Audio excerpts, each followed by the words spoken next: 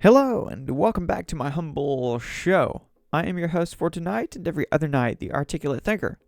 Hopefully, here to bring you art articles and articulation straight from Articulation Station. So be sure to like, subscribe, and enjoy the ride. Don't forget to turn on those bell notifications while you're at it. I'm making a mess over here. Here's the bell. If you like it, put a ring on it.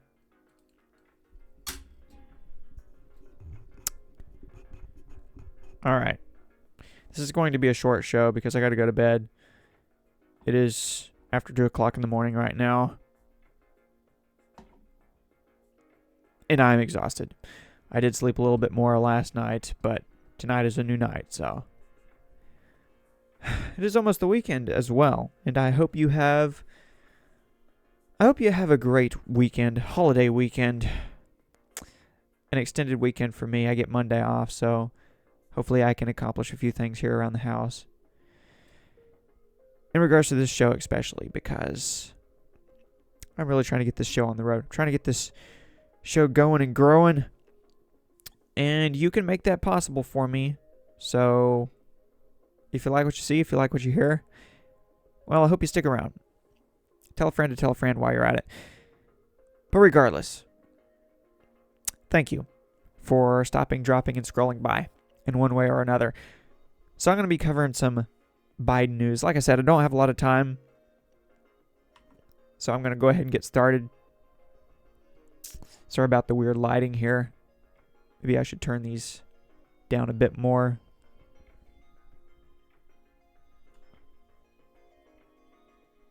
That one won't turn down anymore.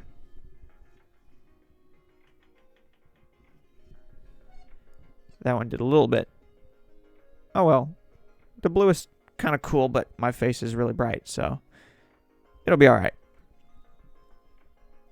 I'm going to read you a story. Well, a few stories. Short stories.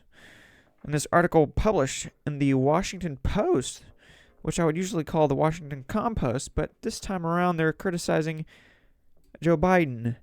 And if you're someone who is leaning left and you are here for whatever reason, have no fear. I criticize Donald Trump sometimes too. And you can do that if you would like to. Let me know in the comments below what you think, what you know. Feel free to disagree with me on anything I say. Criticize whoever you want to criticize. That's all I'm saying. I have my preferences, especially when it comes to politics. But there is plenty of room for disagreement here. Though some people would criticize me over that. Alright, I'm going to start with this though, this headline from earlier in the month. Oh, wait a second. It is now September. So, last month. This article was published by the New York Post. Starting with a different post. Headline read, Hunter Biden's staggering $20 million haul from Kazakhs, Chinese, Russians, Romanians, and Ukrainians revealed in new bank records.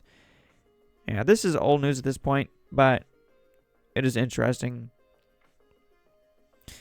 I put up a bit of a fact-check video, if you will, on my Articulate Thinker News Clips channel yesterday because of Joe Biden's lie during the 2020 presidential campaign debates, where he told Trump that no, Hunter Biden did not bring in tens of millions of dollars from foreign countries. Well, yes, he did. Not according to rumors either. According to statements, the receipts are in. And yes, I've read through some of this in the past. You can check out my previous shows if you haven't already done so. Whether on my other channel or on this channel. Some things are getting lost in the shuffle at this point. Though I am deleting all of my old shows off my old channel at a slow pace. I've deleted a few things off of that channel so that I can have my podcast solely here eventually. I'm just getting started though, so yeah.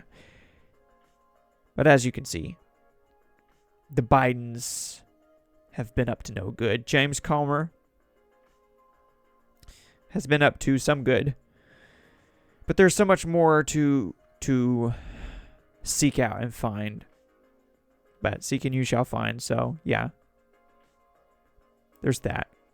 And there's this image of father and son, like father, like son, or like son, like father. In one order or another, that is Devon Archer. There are some statements, some screenshots, some photos taken by Hunter Biden of him living on the edge. I save a lot of articles like this into my Biden crime family notes. Save them for a rainy day, in case I have something else I want to say. But no, I do want to read into this a bit more in the future. This particular element having to do with Baturina, the former first lady in Moscow. Yeah, I had a certain portion of this article highlighted. Here it is. The records supplement Archer's disposition to the committee on July 31st, in which he revealed the flow of $3.5 million transferred on February 14 of 2014 from Russian billionaire and former Moscow First Lady Yelena Baturina to the Archer and Hunter Biden-controlled entity Rosemont Seneca Thornton. I'll show you what that is more directly momentarily, but I just wanted to say that this is an interesting element because that's something that was also brought up in the previous presidential debates between Trump and Biden, and of course Biden denied all of that too. And it's not for 100% certainty that the money went specifically from her hands to the hands of Hunter Biden, but it basically did. Yeah. Through Rosemont Seneca Thornton, of course. So we have testimony from Devon Archer about that. We have bank statements about that. I believe a Porsche was involved somewhere in there, which Hunter Biden ended up with. And I believe there's a picture of it right here. Yes, indeed. But I will proceed with this show, this podcast, and see what else there is to see. All right, so National Archives acknowledges 5,400 Biden pseudonym emails, faces lawsuit for their release. The new lawsuit turns up the pressure on the archives to release the documents. Excuse me. Had to sneeze. Say sneeze. I believe I pulled this up in one of my previous shows as well, just to read the headline, which I'm basically doing again because I don't have time to go through all of these articles. I want to focus on the stories from the Washington Not Compost. But I just want to run through some of this Biden news in case I don't actually come back around to it for lack of time or energy, whatever the case may be. But yes, the National Archives and Records Administration acknowledged possessing potentially up to 5,400 emails connected to then Vice President Joe Biden's pseudonym accounts that he used to forward government information and discuss business with his son, Hunter Biden, and others. And on Monday, the Southeastern Legal Foundation filed a lawsuit to compel the agency to turn over the emails. It has obviously been a few days since Monday. This article was published, or at least updated, on the 28th. But yes, the nonprofit Constitutional Legal Group that filed the lawsuit said the archives confirmed that Biden used the pseudonyms of Robin Ware, Robert L. Peters, and J.R.B. Ware during his time in the Obama administration. But it's not just that. And it's not just this legal group, Southeastern Legal Foundation, which filed a FOIA lawsuit, as you can see in this headline here from SLF. Southeastern Legal Foundation files FOIA lawsuit against NARA seeking Biden pseudonym emails having to do with the National Archives, of course. But they're not the only ones. We also have this from America First Legal. All right, new Hunter Biden emails obtained by America First Legal from lawsuit against the National Archives reveal over 1,000 emails between Rosemont Seneca and the office of vice president. Why does that term, Rosemont Seneca, sound so familiar? Oh, yeah. Oh, yeah. Because they previously received money from foreign countries, which may or may not have ended up directly in the hands of Hunter Biden, like the steering wheel of a new Porsche.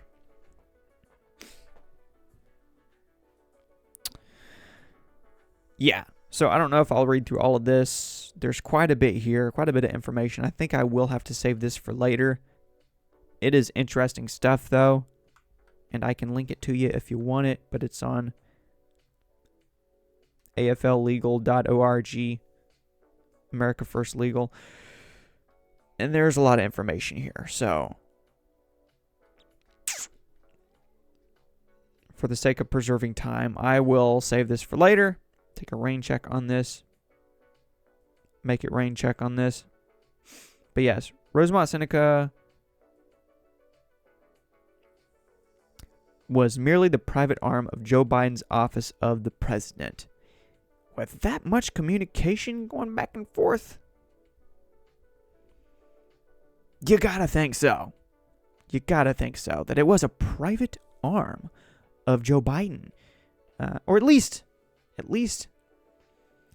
for the sake of selling the brand, the Biden brand. The appearance of whatever it was.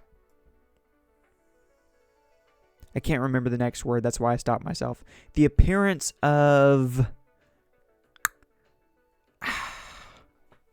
drawing a blank here. Okay, so as for Rosemont Seneca, founded 2009. Let me zoom in on this a little bit. Show you Rosemont Seneca Partners right up here at the top. This is just a reference page on Crunchbase. Private equity firm. Right. Their website is linked here. I'll click that. I'll click it before I get a ticket. Operating status active. So it says founders Christopher Hines, Devin Archer, Hunter Biden. Interesting, right? Headquarters, Washington, D.C. metro area. Keeping it in the vicinity of D.C. Contact email. I wonder if I would get a response if I emailed them. I'm not looking to invest or lobby or anything like that. But let's see what this website has to offer. RosemontSeneca.com. So far, no good.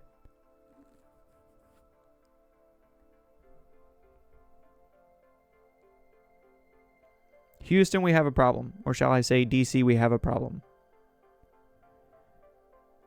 I guess it is not all that active after all, as an operating status. Still loading, I see. Headed nowhere fast. But yes, this is all interesting stuff, and I would highly encourage you to look into it if you haven't already done that. Download full press release. This is from SLF, Southeastern Legal Foundation. I'm guessing this is some form of document, PDF form of document. Yes, it is. But I'll move on here.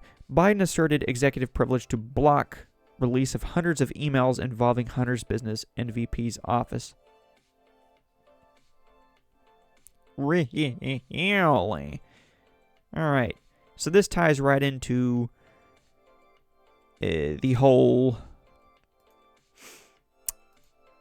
America First legal lawsuit. So I'll go ahead and shoot through this. The White House cited executive privilege in withholding hundreds of emails relating to Hunter Biden's business dealings, and then Vice President Joe Biden, requested by America First Legal ALF, according to records requests returned to the legal firm. ALF released 3 batches of emails Wednesday that the National Archives provided in response to its August 2022 records request, which included over 1,000 emails between Hunter Biden's consulting firm, Rosemont Seneca, and the Office of Vice President. Among others withheld by the White House, 200 emails were kept back because they would disclose confidential advice between the president and his advisors, or between such advisors, according to letters from the National Archives. President Joe Biden has previously claimed that he never spoke with his son about his business dealings overseas. And here's a link to another article related. Joe Biden dined with Hunter Biden and Russian oligarch in Washington. Devin Archer testifies. But yeah, they never talked about anything other than the weather, right? Wrong.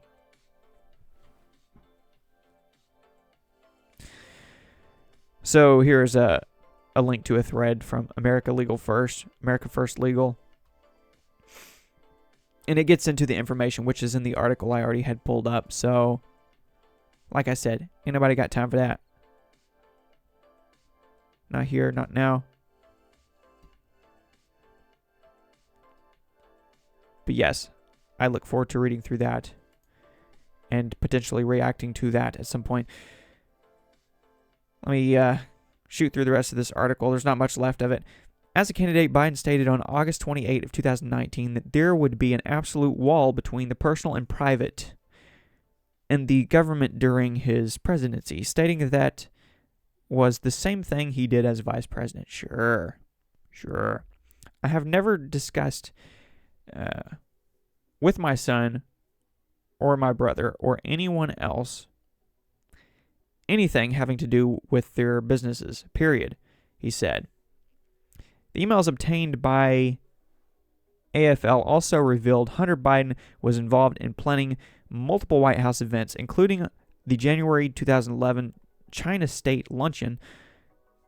Email messages including the name Rosemont Seneca included January 2011 guest lists for the China State Luncheon event held on January 19, 2011, according to a document released to AFL. So basically, a lot of keywords are in all of this. Certain types of emails were being pursued. Ones with pseudonyms, for example. Ones with other keywords, code words. Rosemont Seneca is obviously relevant to the discussion. Hunter Biden's former business partner, Devin Archer, told the House Oversight Committee in July that he heard Hunter talk to his father about business deals more than 20 times. Now that may or may not be accurately stated. The way I understood it was that the testimony was that Joe Biden had been on the phone more than 20 times, but not necessarily talking about business. Now, he was on the phone during business meetings with Hunter Biden and his business partners, foreign business partners, in connection to Burisma. But I don't believe Devin Archer testified specifically that they had talked about anything, well, specific. I mean, either way, the point would be that you were selling the brand. That, hey, my father, Vice President of the United States of America, is on the phone. Let me put him on loudspeaker. And that's what happened. And he said hello to the business partners. Because that's completely normal during, business meetings of such a high status, right? Wrong. So either way, it's not a good look. I'm just saying, I don't know if this is accurately stated in this article, which says that Devin Archer told the House Oversight Committee in July that he heard Hunter talk to his father about his business deals more than 20 times. I just don't know if it's accurate to say that he testified that the talk was about the business deal specifically. I haven't heard that. So shame on you, Daily Caller, if you are inaccurately reporting that. But, the show goes on. Biden's DOJ will not comply with subpoenas for 2 FBI agents in Hunter Biden case.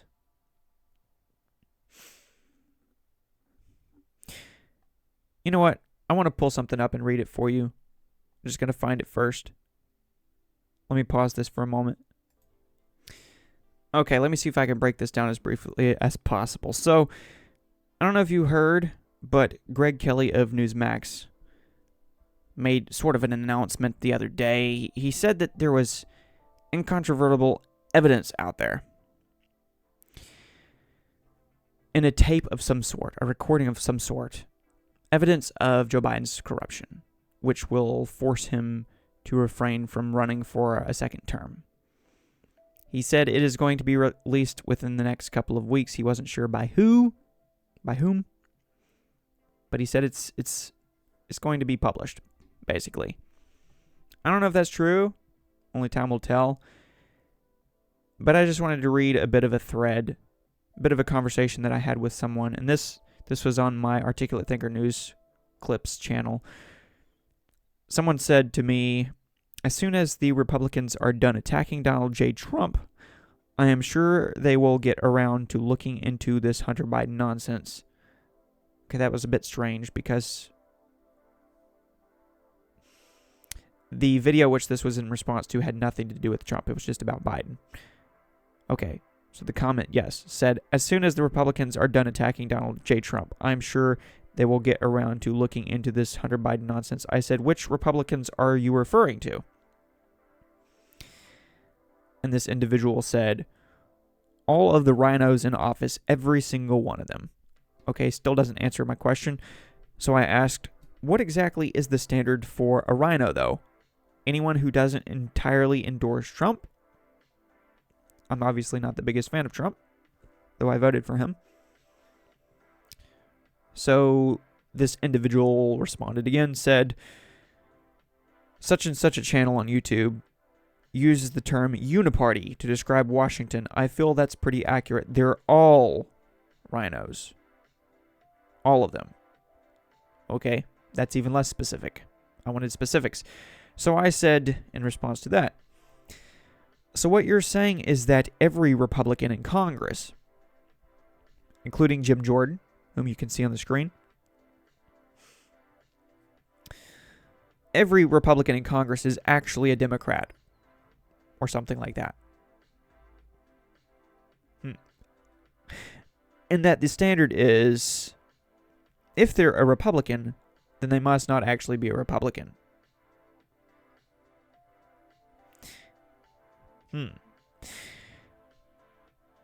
And that there's no difference between MTG, Marjorie Taylor Greene, and Mitt Romney.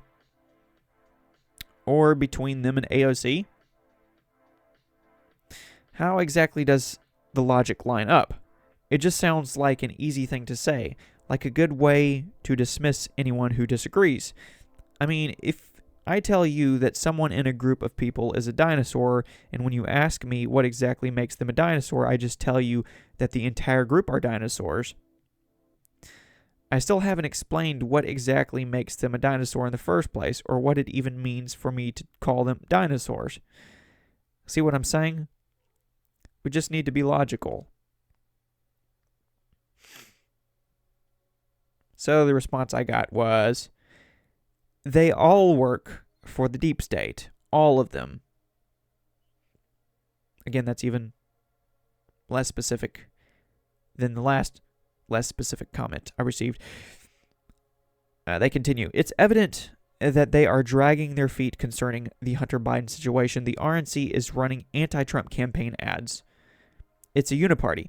Both sides are corrupt and are working against the American people. Think of that what you may, but this is what I had to say. I said, then why did they fail to complete 2 separate impeachments against Donald Trump? If every single one of them is a rhino and a member of the deep state, right? Why did they unsuccessfully impeach Trump? I mean, they impeached him, but then he was acquitted in the Senate both times. And then ultimately, the Senate lost the majority, the Republican majority, thanks in large part to Donald Trump.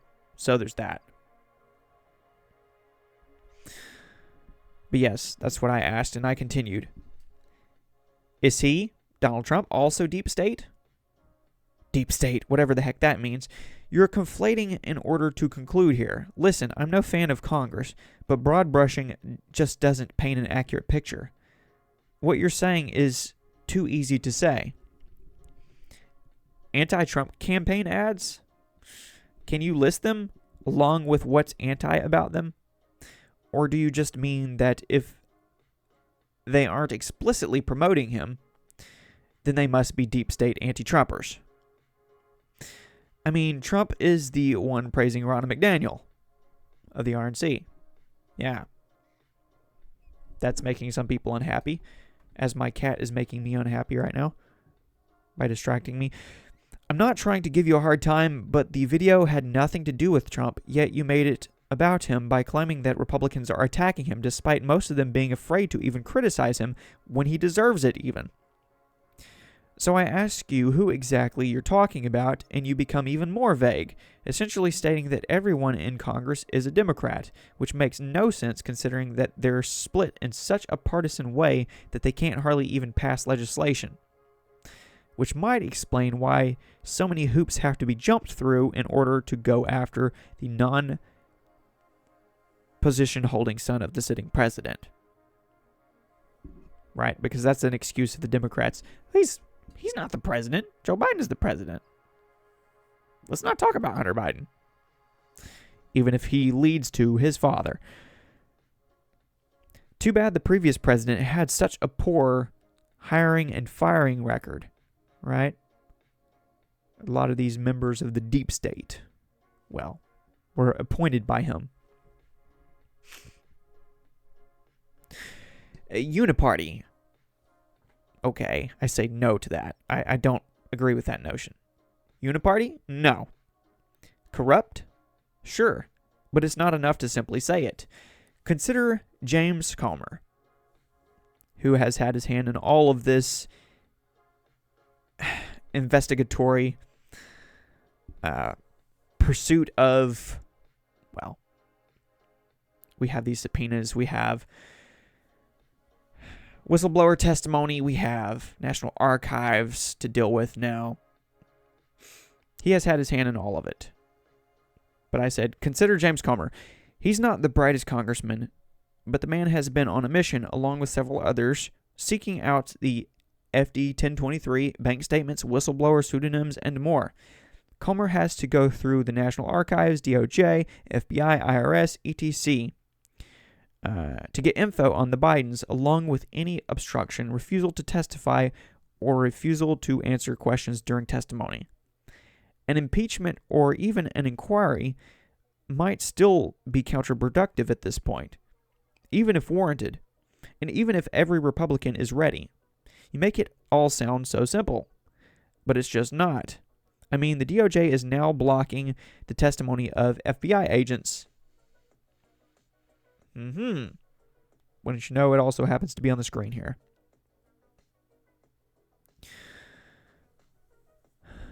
And Jamie Raskin is trying to flip the script and tell Comer to go after Jared Kushner instead. I meant to pull that headline up as well, but I forgot. Oh well. All that as Dan Goldman claims that the Bidens were just on the phone talking about weather. All of those 20 plus times. Meanwhile, the problem with the Trump administration is that it provided Democrats with every excuse they could have possibly dreamed of, since Trump is basically a walking, talking list of whataboutisms who's more likely to simp for the swamp than to successfully drain it. Like it or not. I just don't subscribe to the notion that Trump is some kind of king and that anyone who fails to kiss the ring is some kind of rhino. Most of them are more conservative than he is and have been such since back when he was taking money from the likes of George Soros and making donations to the likes of Kamala Harris.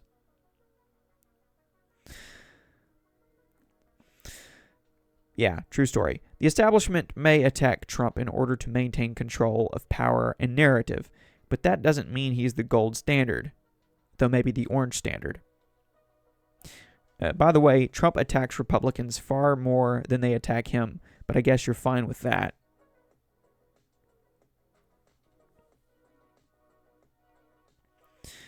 Someone else chimed in as well, but I don't want to get lost in the weeds on this one. Kind of goes into a spiel about Ukraine and Mike Pence, and yeah, I'll skip over that. But I just wanted to share that thread with you because it goes right along with everything that I'm reading through and reacting to here. But back to this headline. And here we have Joe Biden, Jim Jordan, and Hunter Biden on the screen. Biden's DOJ will not comply with subpoenas for 2 FBI agents in Hunter Biden case. The DOJ said the subpoenas lack legal effect and cannot constitutionally be enforced. I believe the House disagrees with that. House GOP, that is, not the White House. On Tuesday night, the House Judiciary Committee was informed by Biden's Department of Justice that it would not be cooperating with subpoenas issued to 2 FBI agents involved in investigations into Hunter Biden over limits set forth for their depositions. In a letter obtained by the Washington Examiner, DOJ Assistant Attorney General Carlos Uriarte, however you say that, told committee chairman Jim Jordan that the subpoenas lack legal effort or effect and cannot constitutionally be enforced because Jordan had prohibited DOJ lawyers from being in attendance at the depositions. More hoops to jump through. The rules set by Jordan align with House rules, though, which prohibit department counsel at depositions. So Jordan followed the House rules, but because he did that, DOJ says essentially he was breaking DOJ rules, which is kind of confusing since they were acting under the realms of the House at that point. Like, the ball wasn't exactly in the DOJ's court there, so I don't know how they get to claim that their rules must be followed if they were participating in something that already has a proper set of rules. But I don't really understand the legal implications and ramifications to all of this, but I do have this Washington Examiner article pulled up here. DOJ tells Jordan FBI subpoenas can't be enforced, warns Hunter Biden inquiry ongoing. See, that's another thing. We now have this special counsel appointment of David Weiss. How convenient. They can just fall back on the, well, it's under investigation, so we can't really talk about it claim. So even if those FBI agents did go in, what would they be able to say? Talking about the FBI agents who were apparently in a meeting that David Weiss was in with, I believe, the whistleblowers, IRS whistleblowers, in which David Weiss told everyone that he did not have the power to pursue certain charges. So he, according to the IRS whistleblowers, is now being dishonest about that, as is Merrick Garland, Attorney General Merrick Garland. And they say that the FBI agents who were there at the time in that room when David Weiss said what they say he said, well, they heard it all. And actually, there is email corroborating that from at least one of them, if I'm not mistaken, that was already brought to the attention of Congress by the IRS whistleblowers. Yeah, because there were emails back and forth afterwards in terms of note keeping where everyone acknowledged that, yes, David Weiss had indeed said what he had said about not having the power to prosecute to the fullest extent, despite what he now claims, despite what Merrick Garland now claims. But you can find this information for yourself if you want to. Moving on to these stories. And I guess I don't really have time to make them the center of attention, so I'll just read through them quick, fast, and in a hurry before I scurry off. It's now almost 3 o'clock in the morning. Glenn Kessler, the fact checker. This should be interesting, right? Yeah, from the Washington Post. Glenn Kessler has been editor-and-chief writer of the fact checker since 2011. Yada, yada, yada, bing, bing, boom. Doesn't really say who else he has written for. Let's see here. I guess it does. Oh, so here's a book by Glenn Kessler. Donald Trump and His Assault on the Truth. The President's Falsehoods, Misleading Claims, and Flat-Out Lies. I wonder if he's the one responsible for that endless list of alleged lies of Donald Trump. You know, you can find him where it says however many thousands of lies Donald Trump told. And then you just go through this list, and it's stretched as far and wide as possible. It's stretched very thinly. Like, they make everything they possibly can into a lie, even if some of it turned out to be true. Even if some of it is like one exaggeration in one sentence, they'll not only turn it into an outright lie, whether it is or not, they'll split it into multiple lies. And they'll say, okay, this covers 4 different lies, even though it's all part of the same sentence, same claim, exaggerated or not. I'm just saying that's how they handle truth, but generally speaking, it seems like publications such as the New York Times and the Washington Post in this case, they just treated Joe Biden with kid gloves, and I'm sure they do here. We're probably gonna see some stories, just some of his most goofy stories. Nothing about the actual corruption of the Biden family. But let's see what else he has. Latest from Glenn Kessler. Biden loves to retell certain stories. Some aren't credible. Oh, that's what I'm going to be reading through and reacting to. Though I will be doing more reading than reacting at this point.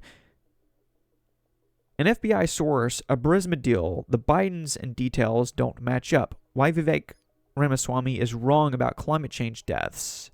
Vivek Ramaswamy says hoax agenda kills more people than climate change. Fact-checking the first Republican primary debate, how Republicans overhype the findings of their Hunter Biden probe. Oh, so I see how it is. You downplay the really serious stuff. And then you go for stuff like this. Biden loves to retell certain stories. Some aren't credible.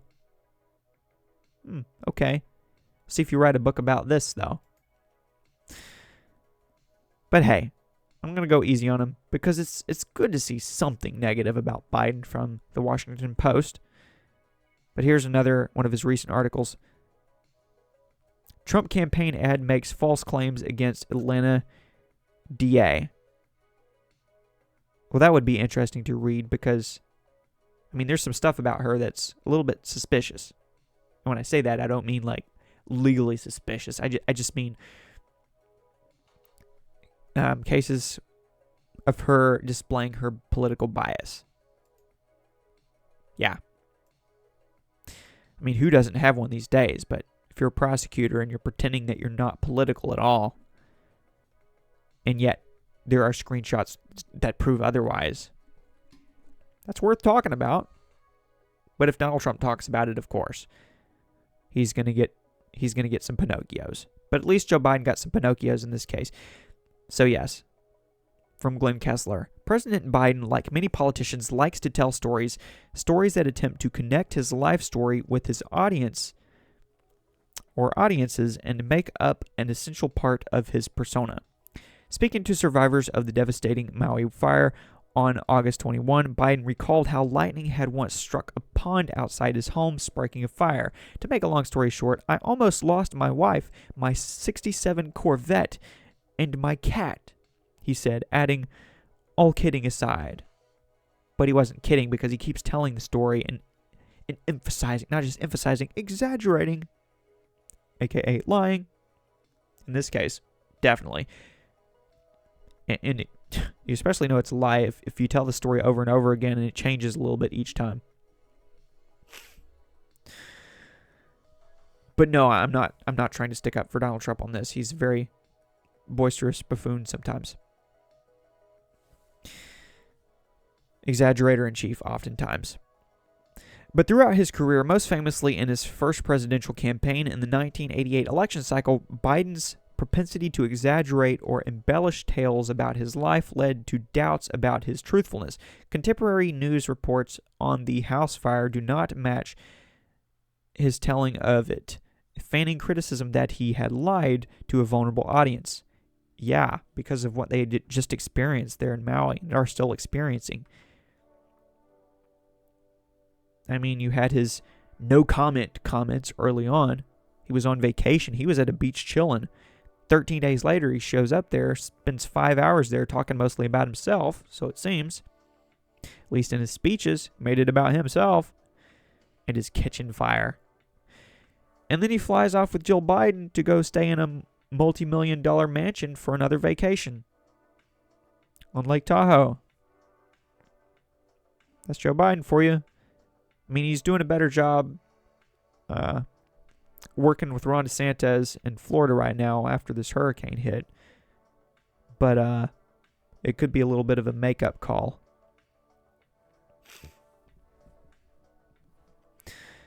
But yeah. Let's see, where was I? Joe Biden shared his life, or his version of it, continuously, wrote Richard Ben Kramer in his 1992 book, What It Takes, about the 1988 campaign. He confided it, displayed it, spread it profligatedly. Why am I not recognizing that word? Profligately. Even explained it to connect it with your life. He would settle for nothing less. Yeah. Plagiarism scandal, that is. Sometimes the stories turn out to be largely true, such as the one about a confrontation as a 19-year-old lifeguard with a gang leader named Corn Pop. But others fall short, even in that story, though. I mean, he's talking about little black kids whom he referred to as roaches stroking his leg hairs.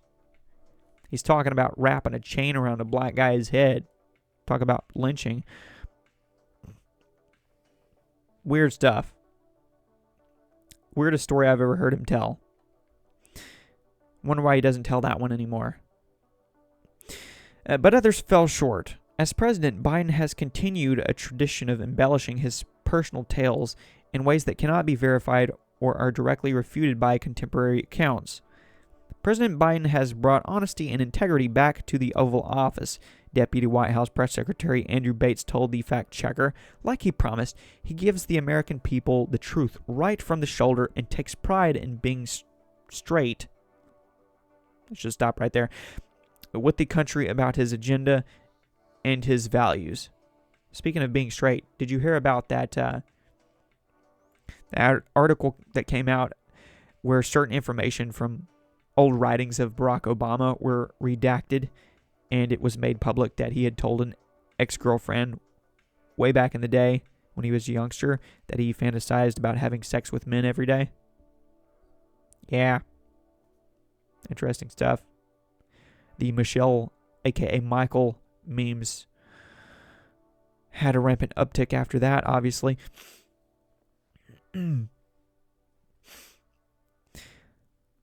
Like he promised, he gives the American people the truth right from the shoulder and takes pride in being straight with the country about his agenda and his values. Really. Except he doesn't do press conferences. And when he does, which is very rare, it's basically scripted. I mean, if there's a tough question, he's just going to scoff at it. Say it's a lousy question. That's what he told Peter Ducey just recently. I mean, there's so many questions to ask. But if you ask him, well, that's a lousy question, and he walks away or something like that. But yeah, including by sharing life experiences that have shaped his outlook and that hardworking people relate to. That's just about relatability, right? And as Americans know, there are countless moments from every person's own history that are not covered in local newspapers. Here's an accounting of some of Biden's favorite tales.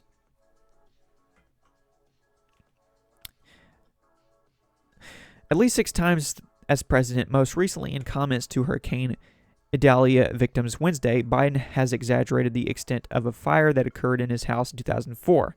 It's that same house fire / kitchen fire story that he told in Maui a few days before this. And I know, having a house burned down with my wife in it, she got out safely, God willing, that having a significant portion of it burn, I can tell you 10 minutes makes a heck of a difference. Biden said at an infrastructure event in November 2021. In March this year, speaking to a firefighters conference, Biden said, lightning struck in a pond behind my house, went up underneath the conduit, and caught fire underneath the floorboards of my house.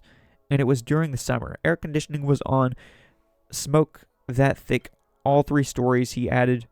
My fire company was there to go in and save my wife, get her out, the cat, and my 67 Corvette. He talks about the firemen like he owned them, like they work specifically for him. I know that smoke can do some damage. Have family experience with that. The in-laws. But their fire started in the unit. Like in the ventilation system. That's why that spread throughout the house. Okay. Speaking to a summit on fire prevention last October, Biden said, we almost lost a couple firefighters, they tell me, because the kitchen floor was the burning between beams in the house, in addition to almost collapsed in the basement. Okay, so he makes it sound terrible. And a fire is a fire, but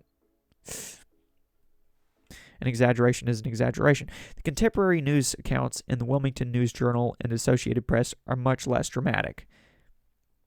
Biden's house on Barley Mill Road was reported hit by lightning at 8:16 a.m., emergency officials said.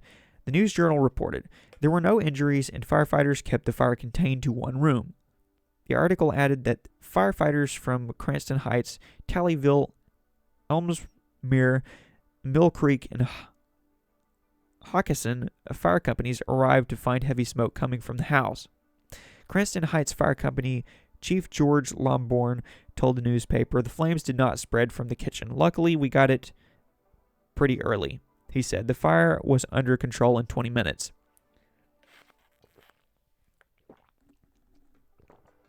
At a Democratic National Committee fundraiser in 2021, Joe Biden offered her own account. Haven't heard this one. A while back, our house was struck by lightning and caught fire. I'll never forget standing in the rain, watching the firefighters try to pull it out. I was devastated, she said. I turned to Joe, who loved that house, and said, Joe, what are we going to do? He looked back at me with a smile and said, look at it as this way. Look at it this way. Now we can fix all of the things we didn't like. I mean, I assume you could afford to do that. Or you had some really good insurance. Or both. The tale of the Amtrak conductor. At least 10 times as president, most recently during an August 15 speech in Milwaukee, Biden has told a heartwarming but implausible story about an Amtrak conductor named Angelo Negri, who congratulated him for traveling more on Amtrak than he had on Air Force planes as vice president. Biden often brings up the anecdote when discussing infrastructure projects or speaking to labor groups. So this is almost sugar-coated. Heartwarming but implausible story. Okay, if he's going to lie about stories that in no way benefit him to lie about, what about stories which will benefit him to lie about? For example, all these cases of corruption involving his son Hunter. It benefits him to lie about that. So don't you think he's going to lie about that if he lies about stuff that there's no reason for him to even lie about?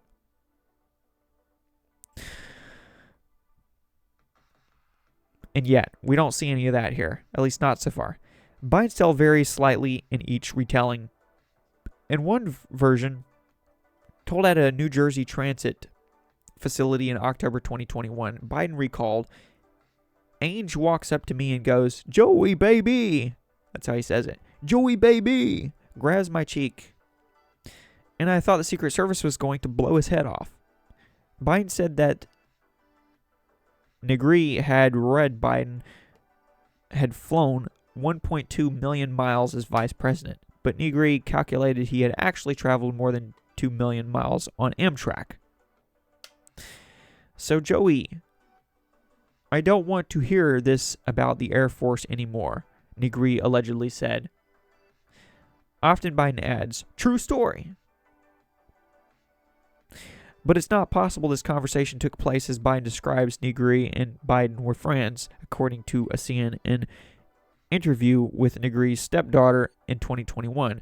And she said Negri adored Biden, but Biden did not pass the 1.2 million mile mark until 2016. Negri retired from Amtrak in 1993, 16 years before Biden became vice president. Negri died in 2014, 2 years before Biden claims they had this conversation. Yikes. So maybe he's just bad with numbers. Or bad with life. In 2009, after Biden became vice president, Esquire described a hey, Joey baby conversation with an unnamed conductor suggesting Biden may be mixing up Negri with another person. That's possible too.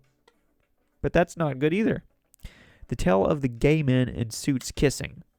3 times this year, and at least 7 times since 2014, Biden has told a version, most recently on August 10, of a story about words his father supposedly spoke after a teenage Biden saw 2 well-dressed men in suits kiss each other in downtown Wilmington in the early 1960s.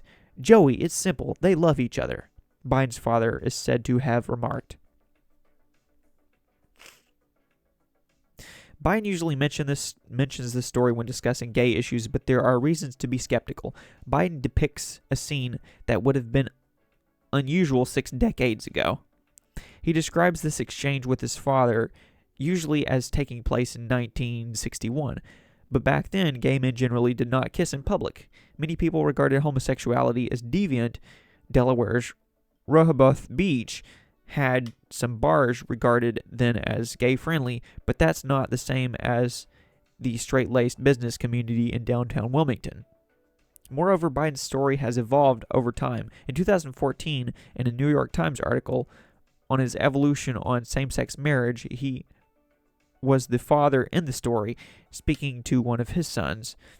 In the article, Biden's father figures in a different story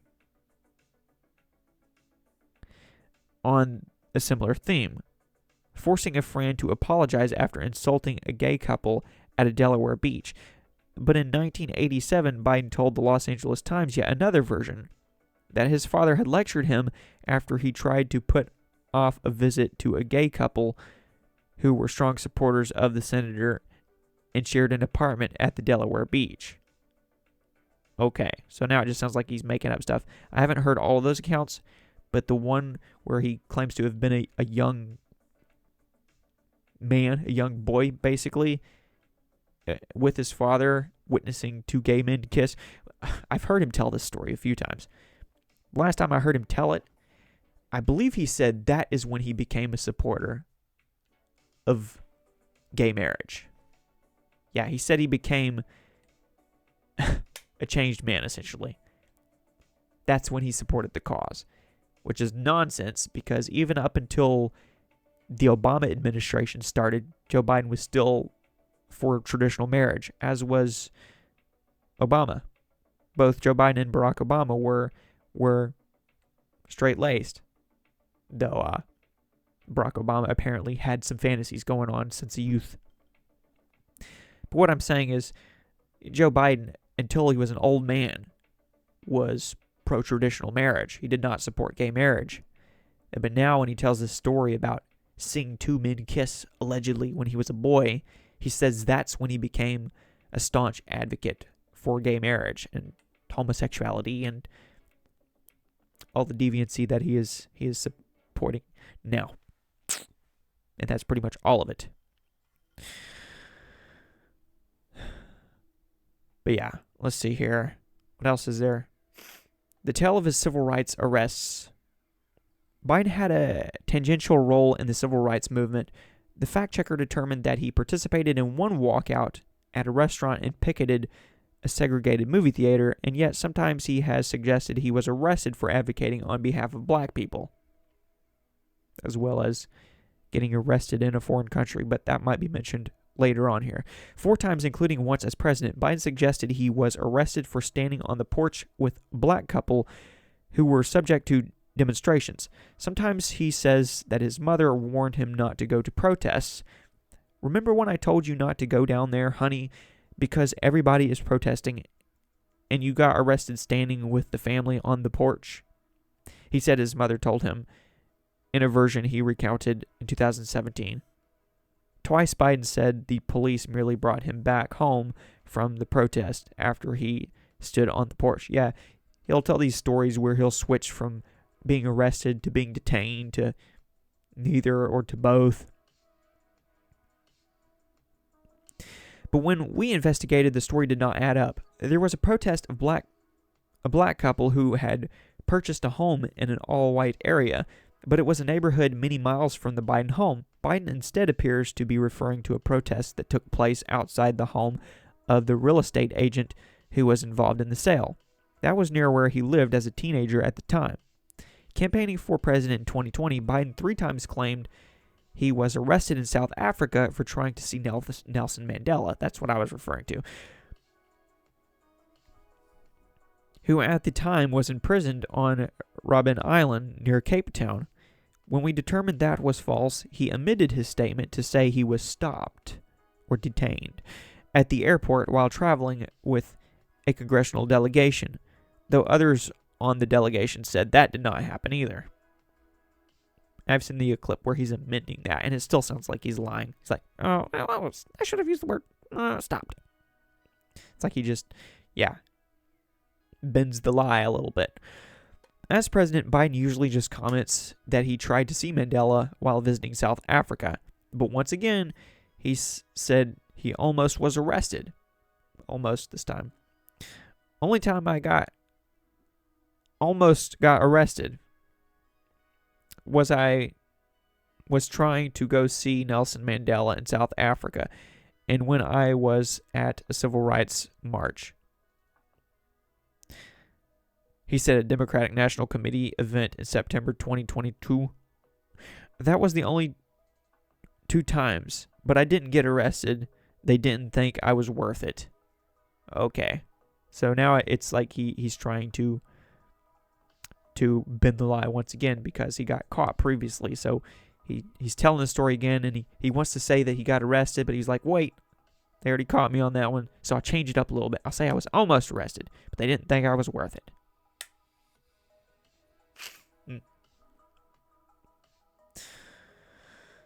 Reminds me of when Hillary Clinton, she got off a flight in a foreign country. I don't remember which country it was.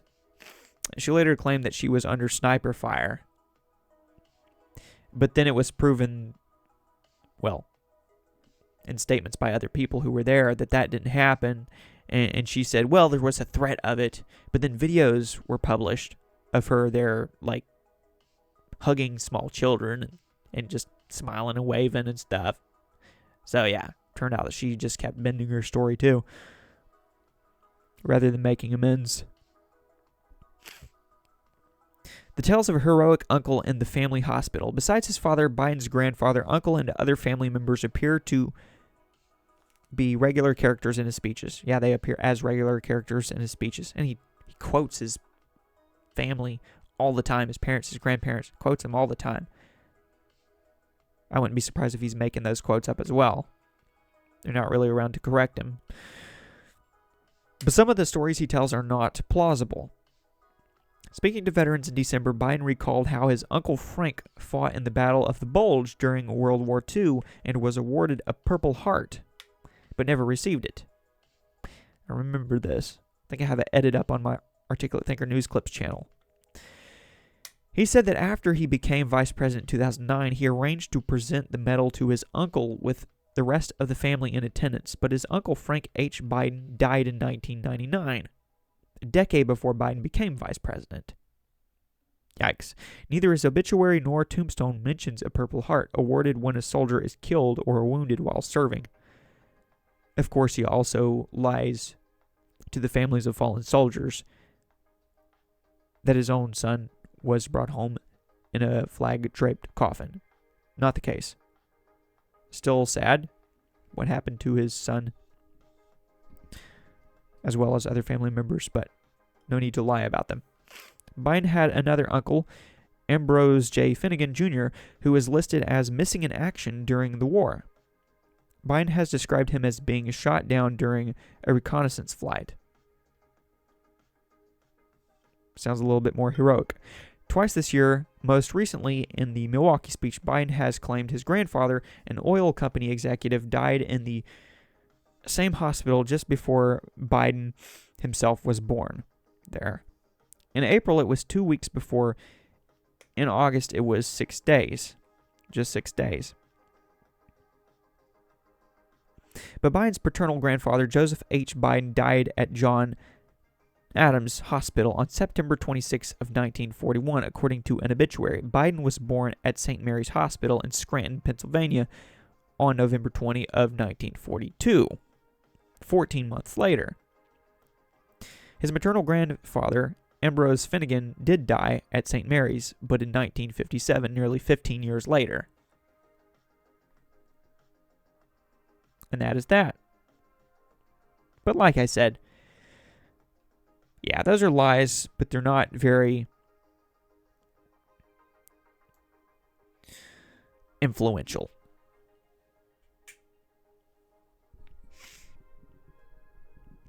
I mean, they have nothing to do with overseas business dealings, his conversations with his son and his son's business partners.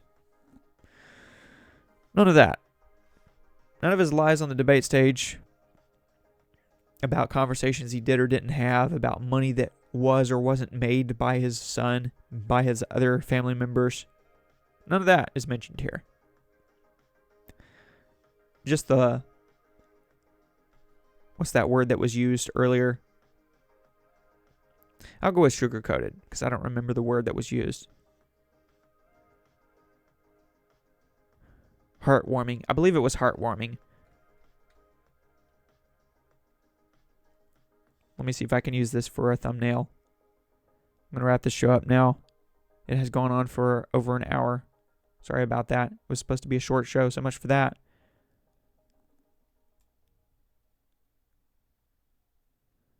Okay, that works.